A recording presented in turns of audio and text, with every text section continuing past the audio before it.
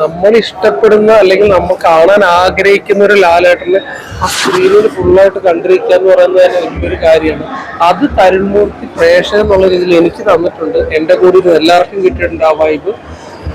പടത്തിന്റെ സ്റ്റാർട്ടിങ് തൊട്ട് എൻഡിങ് വരെ പടം പിടിച്ചിരുത്തിയിട്ടുണ്ട്. അതിൽ ഒരു വിന്റേജ് ലാലേട്ടനുണ്ട്, അതുപോലെ തന്നെ ഫാമിലി മാനായിട്ടുള്ള ലാലേട്ടനുണ്ട്, ആക്ഷനുള്ള ലാലേട്ടനുണ്ട്. അപ്പൊ എല്ലാ രീതിയിലും എല്ലാ എലമെന്റ്സുകളും ആ പടത്തിൽ കിട്ടിയിട്ടുണ്ട്. അത് വളരെ രസമായിട്ടാണ് തരുൺമൂർത്തി ചെയ്തു വെച്ചേക്കുന്നത്. അത് ലാലേട്ടന്റെ നമ്മളിപ്പം എപ്പോഴും കാണാൻ ആഗ്രഹിക്കുന്ന ലാലേട്ടൻ ടോട്ടലി ഡിഫറെന്റ് ആയിട്ട് വന്ന് ആ തരുൺമൂർത്തിയുടെ സ്റ്റൈലിലോട്ടാണ് പടത്തിനെ കൊണ്ട് മേക്ക് ചെയ്തേക്കുന്നത്. അപ്പൊ അതിൽ ലാലേട്ടന്റെ വേറൊരു ടൈപ്പ് ഒരു ആക്ടർ സ്റ്റൈല് കാണാൻ പറ്റും എന്ന് നമ്മൾ ആഗ്രഹിക്കുന്ന ഒരു ചില സീക്വൻസ് ഒക്കെയാണ്. ആ സീക്വൻസിൽ നമുക്ക് എഴുന്നേറ്റ് നിന്ന് കൈയടിക്കാനുള്ള ഒരു റൊമാൻറ്റിഫിക്കേഷൻ ലാലേട്ടൻ തരുന്നുണ്ട്.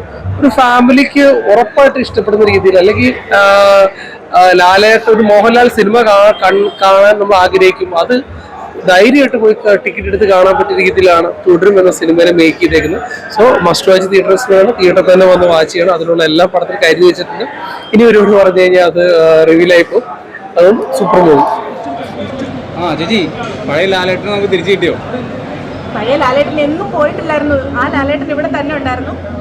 കഥ വന്നു, ഡയറക്ഷൻ ബെറ്ററായി. അപ്പോൾ ആ ലാലേട്ടനെ നമുക്ക് കാണാൻ പറ്റും. അതേ ഉള്ളൂ. ലാലേട്ടൻ വാസ് ഓൾവേസ് ഹിയർ. ഈ നല്ല സംവിധായകന്റെ കയ്യിൽ കിട്ടി നല്ല നടനെ കിട്ടുമെന്ന് പറയുന്ന പോലെ ലാലേട്ടനൊരു തീർച്ചയായിട്ടും സംവിധായകൻ എന്ത് പറയുന്നു അതാണ് ലാലേട്ടൻ അഭിനയിക്കുന്നതെന്ന് ലാലേട്ടൻ എപ്പോഴും പറഞ്ഞിട്ടുണ്ട്. ആ ലാലേട്ടൻ അതുപോലെ തന്നെ ചെയ്തിട്ടുണ്ട്. നമ്മൾ പ്രതീക്ഷിച്ചിരുന്ന, നമ്മൾ കാണാൻ ആഗ്രഹിച്ച ലാലേട്ടൻ ഇതിനകത്തുണ്ട്. എല്ലാവരും ലാലേട്ടനെ മിസ് ചെയ്ത് എല്ലാവരും എവിടെയും വെയിറ്റ് ചെയ്യരുത്. നേരെ ഓടി വന്ന് തിയേറ്ററിൽ പോയി സിനിമ കാണുക. പൈറേറ്റഡ് മൂവിക്ക് വേണ്ടി വെയിറ്റ് ചെയ്യരുത്. അവിടെ ഇവിടെ മരുന്നൊന്നും കാണരുത്.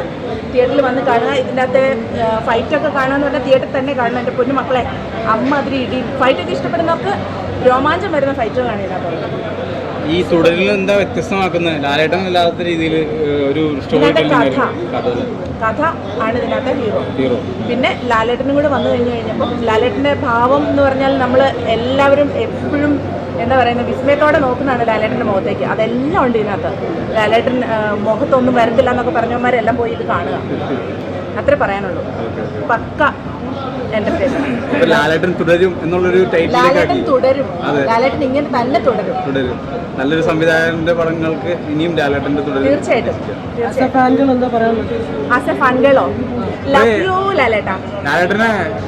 ലാലേട്ടനെ അഭിനയിക്കാൻ അറിയില്ല അങ്ങനെയാണെന്ന് പറഞ്ഞ ആൾക്കാരോട് എന്താ പറയാനുള്ളത്? അമ്മരെ ഇങ്ങോട്ട് വിളിച്ചോണ്ട് വാ. എല്ലാവരോടും പോയി തിയേറ്ററിൽ കാണാനേ പറയുന്നുള്ളൂ. ലാലേട്ടൻ എന്തെങ്കിലും ഡയലോഗിനകത്ത് പറയുന്നുണ്ട്, എന്തെങ്കിലും പൂമാന ദിനേശ് അങ്ങനെ എന്തെങ്കിലും ഒരു ഇതിനകത്ത് നമ്മൾ പ്രതീക്ഷിച്ചിരിക്കാതെ പല മൂവിയിലും ലാലേട്ടൻ പറഞ്ഞ ഡയലോഗുകളെല്ലാം ഉണ്ട് ഇതിനകത്ത്. പക്ഷെ എന്നാൽ ഏച്ചുകെട്ടലുകൾ ഒന്നും ഇല്ലാണ്ട് ഇതിനകത്തേക്ക് വേണ്ടി എഴുതിയതുപോലെ ഇതിനകത്ത് ചേർത്ത് വെച്ചിട്ടുണ്ട്. അത്രയ്ക്കും നല്ല രസമായിട്ടാണ് ഇത് പോകുന്നത്. നിങ്ങൾ കണ്ടിട്ടില്ലെങ്കിൽ നിങ്ങൾ ദയവ് ചെയ്ത് പോയി കാണുക. അപ്പം നിങ്ങൾക്ക് മനസ്സിലാവും ഇത് ഈ റിവ്യൂ പറയുന്നവരുടെ ഫീലിംഗ് എന്താണ്. മൂവി അടിപൊളിയാണ്.